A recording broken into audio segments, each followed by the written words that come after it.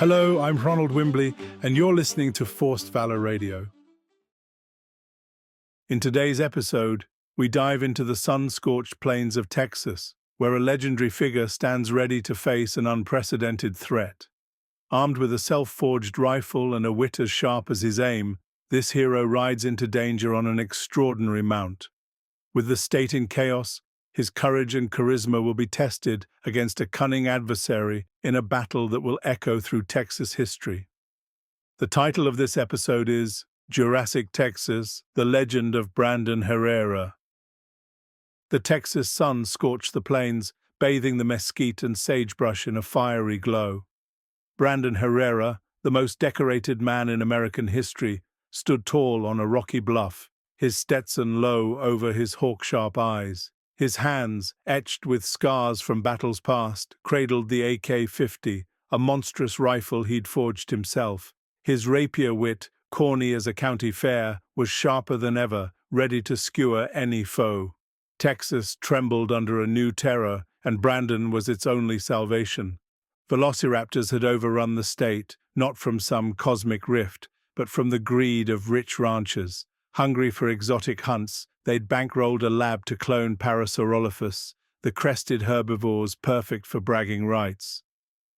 But in their haste, they botched the DNA, birthing velociraptors, sly, vicious killers. The beasts broke free, shredding livestock, ransacking towns, and spreading panic from Amarillo to Brownsville. The ranchers' hired guns fled, and the National Guard's choppers couldn't match the raptors' speed. Texas needed a hero. Texas needed Herrera. Brandon didn't blink. He'd stared down cartels, insurgents, and an ornery goat at a 4-H fundraiser. Strapping the AK-50 across his back and honing his corniest quips, he rode to the fossil beds near Big Bend, where the raptors had first escaped. There, munching cacti, was his mount, a living ankylosaurus, its armored hide like a Sherman tank, its tail club a demolition ball. "Well, Betsy, let's saddle up and make these dinos wish they stayed extinct," he chuckled, tossing her a bale of ferns. With paracord and leather, he rigged a saddle, climbed aboard, and charged into the fray. The hunt kicked off at dusk. Raptor tracks wove through the desert, pointing to a gulch where the pack had holed up. Brandon guided Betsy across the scrubland, her earth-shaking steps rattling the sagebrush. His radio crackled with dire reports. The raptors had gutted a ranch near Midland, leaving nothing but bones. Time was running dry. At the gulch's edge, he spotted them, dozens of velociraptors, their sickle claws glinting in the moonlight. The alpha, a hulking brute with a scarred maw, hissed a challenge. Brandon grinned, his wit dripping corn like a buttered cob. "Y'all must be the ranch's new lapdogs. Sorry, fellas, but this dog park's closed, permanently." He spurred Betsy forward, her bulk smashing through the gulch like a runaway semi. The raptors swarmed, their speed dizzying, slashing at Betsy's flanks. Brandon unleashed the AK-50, its 50 BMG rounds ripping through the pack like a hot knife through brisket. One raptor lunged for his neck, but Brandon's wit struck first. "Nice moves, partner. But you're dancing with the wrong cowboy." The beast hesitated, dazed by the corniness, and Betsy's tail club sent it flying into a cactus patch. The alpha was craftier, slinking through the chaos, eyes fixed on Brandon. It darted in, claws flashing. Brandon swung the AK-50 like a baseball bat, knocking it back, then fired a burst that nicked its hide. "You're faster than a jackrabbit on a jalapeno," he quipped. "But my rifle's got more kick than a mule at a hoedown." The alpha sprang again, but Brandon was ready. He rolled off Betsy, baiting it closer. Betsy swung her tail, the club landing with a bone-crunching thud, flattening the alpha into the dirt. The surviving raptors bolted, but Brandon was a bloodhound.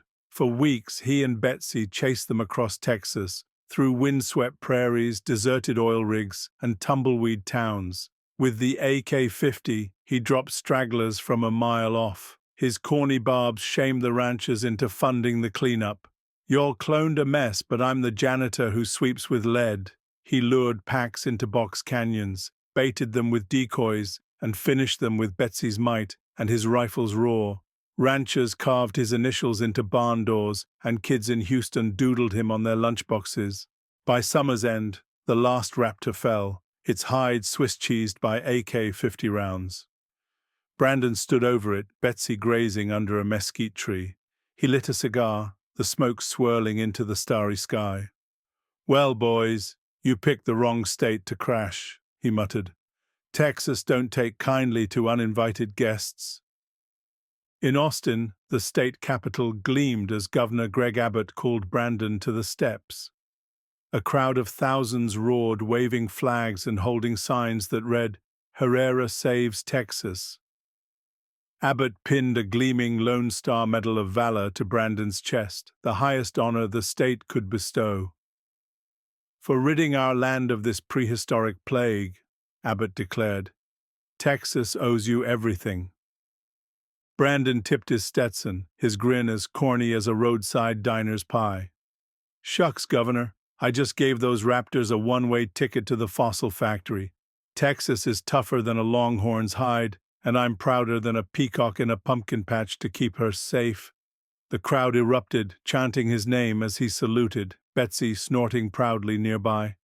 Brandon's legend was cemented, etched into Texas lore. The raptor's bones, scattered across the plains, quaked in fear of the man who'd ended them with a rifle he built, a wit cornier than a corn maze, and a heart as big as the Lone Star State. Again, I'm Ronald Wimbley, and you've been listening to Forced Valor Radio. For more content like this, visit forcedvalor.com. Stay tuned here for further episodes of Forced Valor Radio. And always, please like and subscribe.